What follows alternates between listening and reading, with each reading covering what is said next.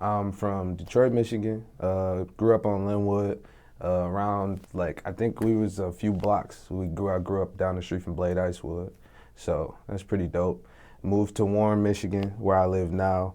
Went to middle school, high school. So Detroit, Warren. It's kind of my stomping grounds. I see. Still living in Detroit? Warren. Yeah, I got a house with 2 roommates in Warren. Okay. Yeah. And Warren is It's a like suburb? it's like a suburb of Detroit, right outside of Detroit. And how old were you when you moved? I was probably like 13 maybe. Yeah, it was like 12, 13. What was the reason? My mom was just looking for a better situation. My brother, I have 2 older brothers. One of them at this point had been shot for the first time. So my mom was just trying to get out the situation. But both of my brothers, I have 2 brothers that have been shot on multiple occasions, one 3 separate times and one 2 separate times. You have not been shot. I have not, and I'm hoping not to be the third. So I try to, keep that thing on me so it don't happen. But both are okay, not paralyzed? Oh no, they're like straight. that. My one brother actually, he got shot with a shotgun in the back of his leg. It blew his calf off. You could see his bone through the back of his leg. And they told him he wasn't gonna walk for a long time. He was walking within a year. He actually makes music too. He's a singer. He lives out in Atlanta right now. So yeah, they're both doing pretty good. Joey, that's my oldest brother. He got one of the times he got shot, it was pretty serious. He's in a coma for a little bit. It destroyed like his large intestine. But to this day, he's smooth. So that's all good. Some people, they get shot one time. And it's over. That's what's and crazy. It's over, yeah. Yeah. Or, you hear people getting shot in the back and they're paralyzed. It's pretty rough out there. So somebody that's been shot 3 separate occasions, Yeah. and you said your other brother was shot on 2 separate occasions? Yeah. I mean, that's pretty nuts. Yeah, and they're both smooth. It's crazy. Now, the description of what your brothers went through sounds pretty rough. Growing up, did you have a rough upbringing? Same stuff. My father wasn't around. Mom working all the time. Then mom gets laid off. Then everybody kind of got to fend for themselves. That's just how things work. My mom, we never really, I wouldn't say we went broke. Like when I moved out, like I said, I moved out of my mom's house when I was 16. I really more so did it because, we got in a situation where she had to move back to Detroit, and I was, playing sports. I played football, basketball, and baseball. Played varsity, so it was like I didn't want to leave my school, didn't want to leave my friends. Then my brothers are getting shot, so it's like I kind of just want to stay in this nice, chill environment. You feel me? So she went to Detroit and lived there, and you stayed in Warren. And I stayed in Warren. Yeah, I lived with a friend. 16 years old. Yeah. And your mother was okay with that? Yeah, yep. We trusted the family I stayed with. I stayed with 2 different families. The Littles. And they great people. And then I stayed with my boy Kyle and his mom, so they helped me out a lot when I was younger, because that was like, I was 16, but that was my junior year, because I graduated when I was 17. So these were family friends? Yeah, yeah. Friends of the family. Now, okay, paint that picture of growing up in Detroit. I mean, you kind of did there. I don't know if you want to paint any more of honestly, Detroit is like, you hear a lot of bad stuff about it, and a lot of bad shit does happen, but it's such a beautiful city. Like, even though it's a lot of rubbish and a lot of decay going on in the city, it's still a lot to be built on, and it's still beautiful parts of the city. It's still dope places to go, great places to eat. Like, I'm on my 2nd med card, so it's like, weed is fucking very accessible in Detroit. All my friends and family is there. I love the city, honestly, but it is a lot of bullshit that happens. That's why I kind of try to stay on the outskirts of the city. But I go into the city as often as possible. Gangs big in Detroit? Yeah, definitely. I would say so. Like where I went to school on 9 in Van Dyke. Right on 7 in Van Dyke, it's called the Red Zone. So that's where the Bloods are from. So it's a lot of different gangs. We had three gangs in my school. I would say they were gangs. They had some type of gang violence, but only really one of them was like dangerous, I would say. I remember one summer we actually was hooping, We just pulled the rim up to the park playing. We pulled 2 rims up. We was playing full court, and this whole summer, like the undos were out crazy. Like they just pulled up on us. They beat the hell out of us, made us all get on the ground, and then they pulled out like basically a list of names from the gang, and they was basically trying to like check all of us, saying that we was part of the gang and we were on their list and shit like that. It was crazy. They were hunting these dudes for like a whole summer. Probably got stopped like 4 times by undercover that summer, asking if I was a rock boy. So in my school, the gang culture wasn't huge, but in Detroit it definitely is pretty big. Like I fuck with Sada Baby. Yeah, I got a song out with him, and so people like Sada and DZ and T Grizzly and PZ and Vezo, niggas like that who are from, who stay in the city, they kind of deal with that gang culture. My brother, one of my brothers, the one that lives in Atlanta, he was never really in the gang culture, but my oldest one was for sure. Can one make it in your city growing up without having to join a gang?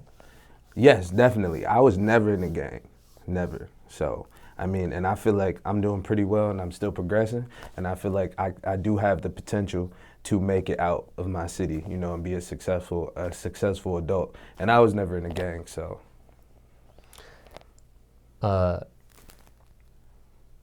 Is it easy for somebody to get swept up in that though, and immersed in that gang culture and that lifestyle? I mean, honestly, it's all about who you are. Like, at the end of the day, yeah, people can influence you, but it's really about what you gonna do about that. Like, what are you gonna do?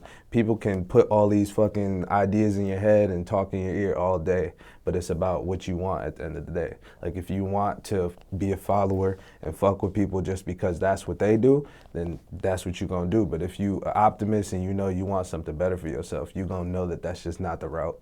No matter if your homie's doing it, if your girl's doing it, your brother, your sister, it don't matter who.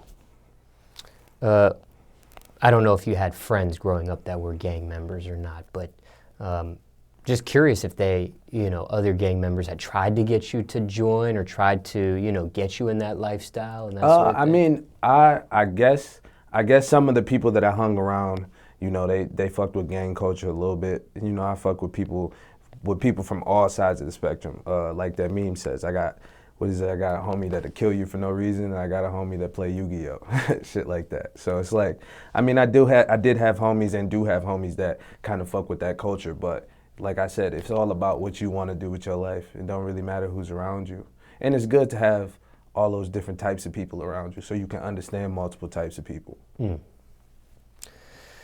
Now, I was just kind of curious why you might have never have joined. Was it something that you tried to avoid? Yeah, I'm my mom's youngest of 8. And then my dad, I have a different dad.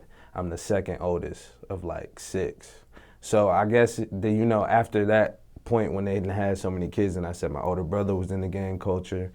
My dad kinda was as a, when he was younger, when he got out of college, because my dad actually, he played quarterback for Central Michigan. When he came home for the summer, one summer he got shot. And it ain't have nothing to do with him. And it ruined football for him. So that's kind of how he got into that culture a little bit too. So it's like, something that you tried to avoid on purpose? Yeah, something that I definitely tried to avoid on purpose. You were mindful. Yeah. Now, you said that your family wasn't broke, but you still had a struggle or some struggles growing up. Yeah. You faced some of those? Definitely. Never went broke as far as, there was always, even though if it wasn't ideal, there was always something that you could eat, something that you could whip up, there was always somebody there that you could talk to, shit like that. So it wasn't like even though we suffered and we had little shit and I had to move out at 16 and kind of be on my own, it's like, I never felt like, I never really felt too much pressure. You feel me? Like some people feel a lot of pressure as a child where they have to fend for themselves for real. It's like I felt like I still had a lot of help even though shit was kind of hard sometimes. Looking back, you moving out at 16 on your own, I mean, you were with family, friends or friends of the family, so you weren't like just by yourself. Yeah. But looking back, was that the right decision for you to make? Or do you wish you would have went to Detroit with your mom? No, I think I made the right choice because it kept me in the school that I was in. Like I said, I played sports. I was also like I was the president of 4 clubs and a vice president of my class. I sang the national anthem at all the school events. My high school football coach played football at the college I went to. It's the only reason I even ever heard of the college. Now I'm in a fraternity up there. That's also my fraternity is how I met my manager and my label owner. So it's like, I definitely think I made the right decision because everything that happened, you know, from that point led to where I'm sitting right now. So. Now, from the description you painted, and to some that may sound a little dismal, maybe a little rough, what was the most positive moment during your upbringing for you? Most positive moment, I would have to say, something that stood out that was just really, really a positive time for you. Most positive moment coming up. You mean like as a Growing up. like as a kid? Growing up, yeah, sure. Where okay, so I would say the most positive moment growing up was definitely graduating, honestly. Because you know the family was there, everybody was proud. I graduated early. Just like my sister. My sister actually graduated when she was 16, which is crazy. I graduated when I was 17. So graduated early, the family was there. At this point, I'm 17, so it's been like a year since, you know, I've moved out. And at this point, I'm not seeing my family that much, you feel me? Going to school every day, playing sports. So it was just nice to have everybody there celebrating that moment with me. Your brothers that were shot, did they graduate as well? Yes, they did. Okay. My whole family's pretty smart. Like, some of us just made different choices, like, throughout life. But everybody's pretty pretty book smart. You gave us a description of how you were in school, with the sports and all that sort of thing. What Yeah. about music, though? When did that start? I started the music so I tried band when I was in middle school. I played the trumpet. I didn't really like it that much. Maybe it was the instrument more so. So then when I got to high school, I was in choir my freshman year, but I was just in the basic choir. Like halfway through that semester, the choir teacher pulled me to the side. He had me do some singing lessons with him, and then by the next semester, I was in the varsity choir my freshman year. So that's really where it started for me, because in choir we used to do stuff like we used to do musicals. So we did Wizard of Oz, Hairspray, stuff like that. You know, I'm doing lead roles and singing in musicals, and then we would do this thing every year called solo and ensemble. So you could we would go as a choir, so we would go boys and girls, then we would go as a male choir, as a female choir, and then you could also do like a quartet or a duet or a solo. So I did that 3 times, I believe. I did a duet twice, and my senior year I did a solo. My senior year I advanced to the state kind of competition. So you can get like between a 1 and a 4. I got a 2 my first 2 times, and a 1's the highest. My senior year I got a 1, went to states. I sang a song in English, and I sang a song in Italian called Nina, and then I had to sight read and shit like that. So really that's why I say I'm a rapper / singer, because I started singing, but now I'm more so just rap. The rapping stuff wasn't something you got into while you were in middle school or high school? No, I got into rapping when I was in college, for sure. The culture, and it was weird kind of how I got into it, because the college I went to is more of like a EDM scene, you know, stuff like that, house, trap music shit. And I used to be at the fraternity house, and one of the brothers would be mixing on his mixing board. He likes to DJ and play around and shit. And he would be mixing like EDM tracks with hip hop records, and doing crazy like fucking drops and shit like that. And I would just freestyle all the time. And I remember one time, my big brother in the fraternity, it's like your mentor, Alex Wandas, we sat in his room, super fucked up. He just walked around the room picking shit up. And I just kept rapping, like, going with the flow. Everything he picked up, I would just flow it into the rap. So then doing that a lot, I was like, damn, like, I really think I could fuck with this rapping shit. And so it was just it was an easy transition from singing to rapping, I feel like. You being in choir, were you ever teased about that? No, because I was pretty good. Like I said, I sang the national anthem at every school event, too, for the last 2 years of high school. So it's like, you really, like, if you teasing, you just hating. Did people ever think you were gay or soft for being in choir? No, I wouldn't say so.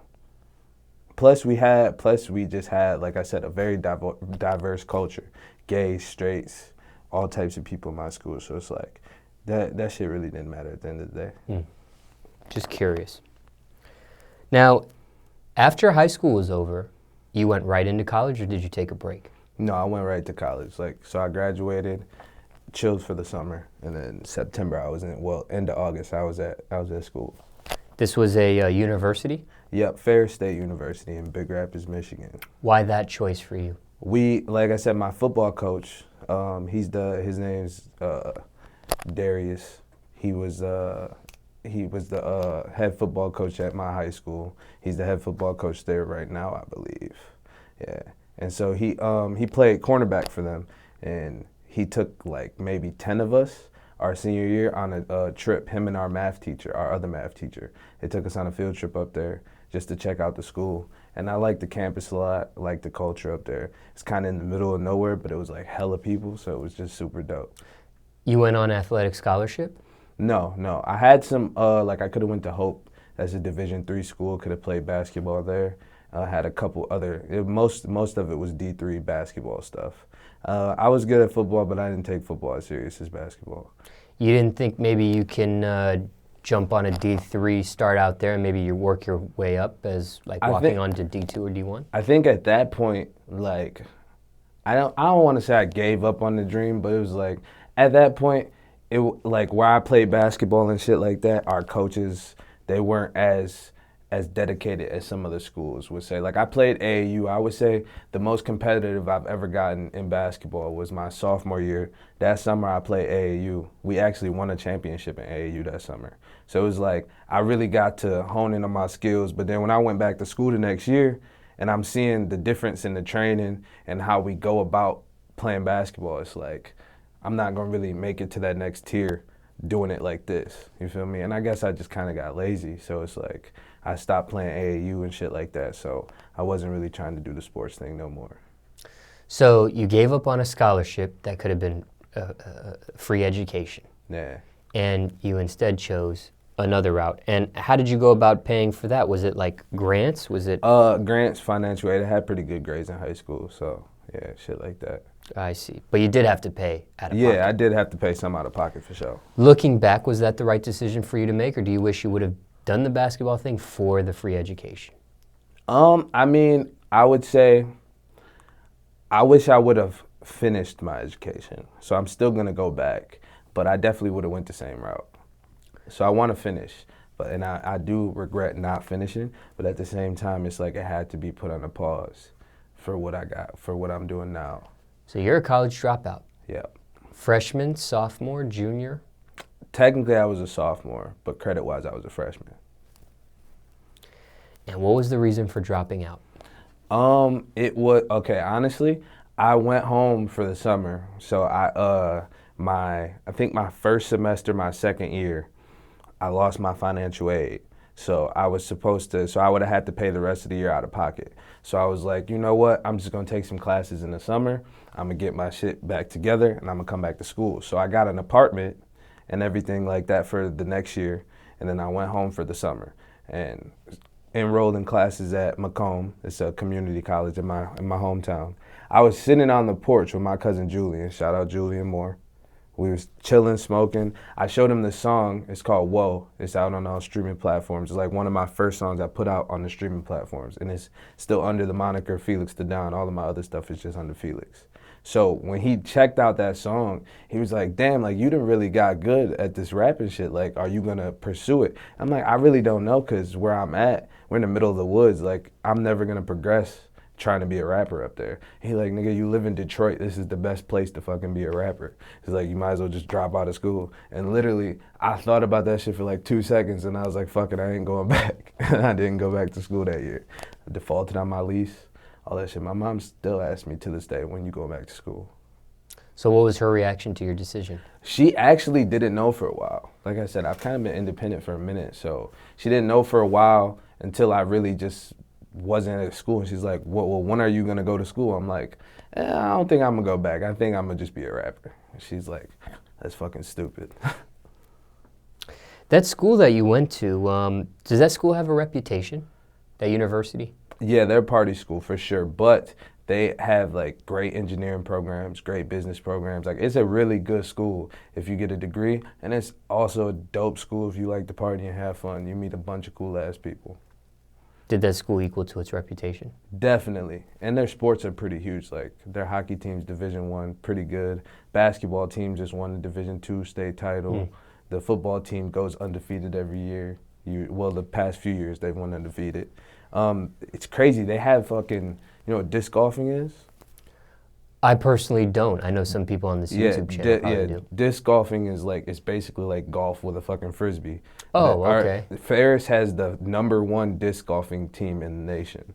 I've heard of frisbee golf. I've heard of that phrase. It's pretty much the same, yeah. Which I think is like weird as fuck, but it's pretty dope. Like, cause that shit's hard. Like I've tried disc golfing a couple times. That shit hard as fuck. What would you have majored in? I was a criminal justice major. And then I watched this TV show. I don't remember what it was. It was a crooked ass cop on the show. And I thought about it like, damn, if somebody offered me some money to do some fuck shit and I like had that information and that power, like I probably would do it. So I probably should not be a police officer. And I changed my major to business. So that literally, like, that was my mindset. I was going into CJ because of my grandma. She was a cop. She retired as a police officer. So it was like, I'm gonna do this, you know, see if I can take it a step further, FBI, CIA, something like that. But then I realized like, they don't make that much money. If somebody offered me a lot of money to do some fuck shit, I probably would have. So I'm like, yeah, this is not the place for me. So I became a business major. Business and music industry management. People knew you rapped while you were in college, or did you keep that kind of to the side? And no, they knew. My first rap show technically was when I was at this teen club in my hometown, and I opened for Doughboys Cash Out. And because I was a promoter there, kind of helped host the show, they let me do a little rap while I was on stage. But my real first rap concert when I was doing my songs was at Ferris. It was at a Halloween party at this pub. But like the line was like out the door because they were doing like a $500 like costume, or two. It was like between $200 and $500. I don't know what the prize was. It was a costume contest. The best costume got a bunch of money. So like the line was out the door, was packed in that bitch. That was my first like show. So kind of gave me a nice platform for people at Ferris to realize I was a rapper. And I've rapped at like my fraternity house a few times. I've done some shows at Ferris. Would you say you gained a fan base there? Definitely. It's cool. Every time I go back and visit, like people always recognize me. It's pretty dope. So after you dropped out, safe to say, music career choice was taken serious after that. Yes, definitely, 100%. I signed. My dad actually co-owns a record label, but he's not really hands-on with it. So when I dropped out of college, that was kind of the first route I took.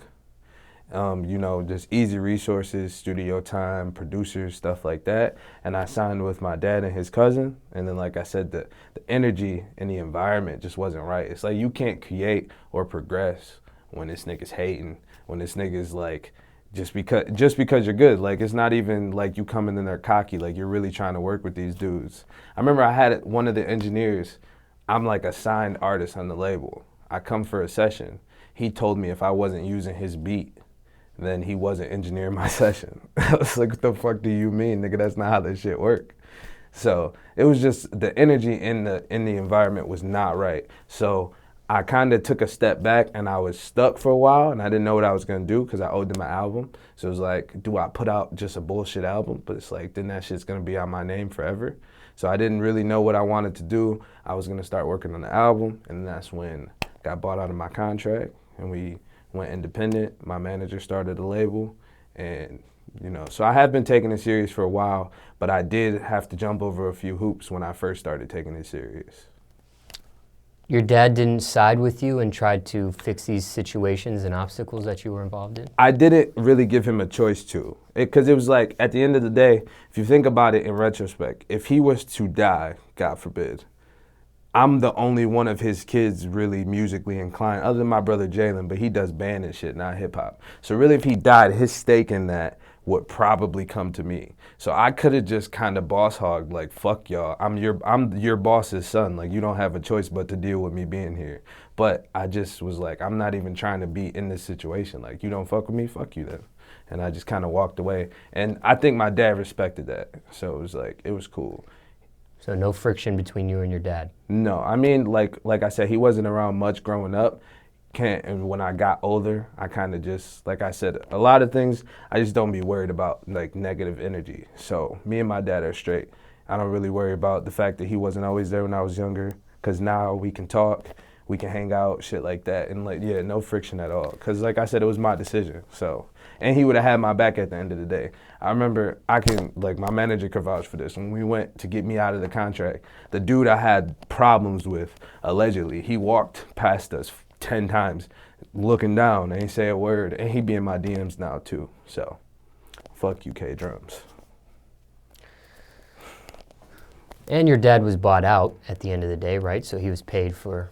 Yeah, definitely. At that time, like I said, I had that one issue at the studio, so I had only had one session, and then we threw like a party, kind of like a party for, to get everybody familiar with me being on the label. So that's really all the expenses were, because nothing really happened. Like, it was very quick. Like, the bullshit happened off the jump.